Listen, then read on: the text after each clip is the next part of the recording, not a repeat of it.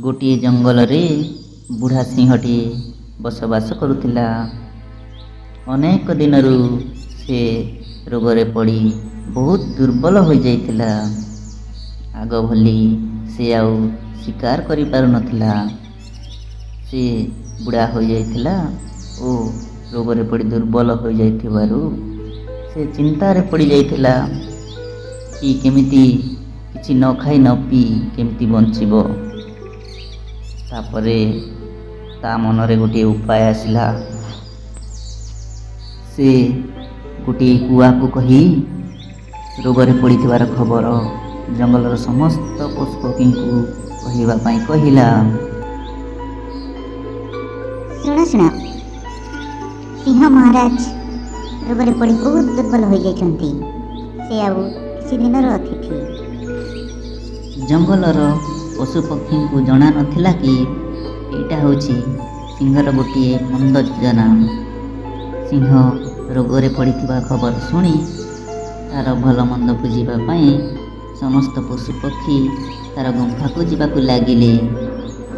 ଯିଏ ବି ଥରେ ଗୁମ୍ଫା ଭିତରକୁ ଯାଉଥିଲା ସିଂହ ତାକୁ ମାରିକି ଖାଇଯାଉଥିଲା। ଏମିତି କିଛି ଦିନ ଚାଲିବାକୁ ଲାଗିଲା।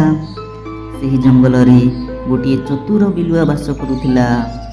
ସେ ବିଲୁଆ ଭାବିଲା, ଜଙ୍ଗଲରେ କିଛି ଅଘଟଣ ହେବାକୁ ଲାଗୁଛି। ଜଙ୍ଗଲର ସମସ୍ତ ଜୀବଜନ୍ତୁ ଧୀରେ ଧୀରେ କମି କମି ଯାଉଛନ୍ତି। ଯେବେଠାରୁ ସିଂହ ତାର ରୋଗରେ ପଡ଼ିଥିବାର ଖବର କହିଲା, ସେଦିନଠାରୁ ଜଙ୍ଗଲରେ ଜୀବଜନ୍ତୁ ଧୀରେ ଧୀରେ କମି କମି ଯାଉଛନ୍ତି। ଯିଏ ସିଂହକୁ ଦେଖା କରିବା ପାଇଁ ଯାଉଛି ସେ ଆଉ ଫେରୁନାହିଁ। ଏଇଟା ହେଉଛି ସିଂହର ଗୋଟିଏ ଯୋଜନା। ମୋତେ ଏସବୁ ବିଷୟରେ ଜାଣିବାକୁ ପଡ଼ିବ। ଏହା କହି ବିଲୁଆ ସିଂହକୁ ଦେଖା କରିବା ପାଇଁ ତାର ଗୁମ୍ଫା ପାଖକୁ ଗଲା ଓ ଦେଖି ଆଶ୍ଚର୍ଯ୍ୟ ହୋଇଗଲା। ସିଂହର ଗୁମ୍ଫା ବାହାରେ ବହୁତ ଜୀବଜନ୍ତୁର ପାଦ ଚିହ୍ନ ଭିତରକୁ ଯାଉଥିବାର ଥିଲା, କିନ୍ତୁ ବାହାରକୁ ଆସିବାର ଗୋଟିଏ ବି ନଥିଲା। ତାପରେ ବିଲୁଆ ସବୁ ବୁଝିଗଲା। ଆଚ୍ଛା, ଏଇଟା ହେଉଛି ସିଂହର ଗୋଟିଏ ଯୋଜନା। ଯିଏ ବି ଭିତରକୁ ଯାଉଛି ସିଂହ ତାକୁ ମାରିକି ଖାଇଦେଉଛି। ତାପରେ ବିଲୁଆ ଗୁମ୍ଫା ବାହାରେ ରହି ସିଂହକୁ ପଚାରିଲା, ମହାରାଜ କେମିତି ଅଛନ୍ତି? ଆଉ ଆପଣଙ୍କର ଦେହ କେମିତି ଅଛି? ଆରେ ବିଲୁଆ, ଆସ ଆସ, ଭିତରକୁ ଆସ। ମୁଁ ତୁମକୁ ବହୁତ ଦିନରୁ ଦେଖି ନାହିଁ। ଭିତରକୁ ଆସ, ବସିକି କିଛି ସମୟ କଥାବାର୍ତ୍ତା କରିବା। ନା ନା ମହାରାଜ, ମୁଁ ଅନ୍ୟ ଜୀବଜନ୍ତୁ ପରି ମୂର୍ଖ ନୁହଁ। ଆପଣଙ୍କର ଯୋଜନା ମୁଁ ସବୁ ଜାଣିସାରିଛି।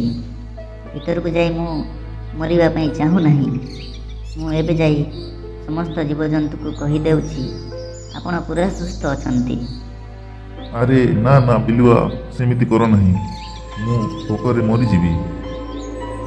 ବିଲୁଆ ସିଂହର କଥା କିଛି ଶୁଣିଲା ନାହିଁ ଓ ଯାଇକି ସମସ୍ତ ଜୀବଜନ୍ତୁଙ୍କୁ ଏସବୁ ବିଷୟରେ କହିଦେଲା।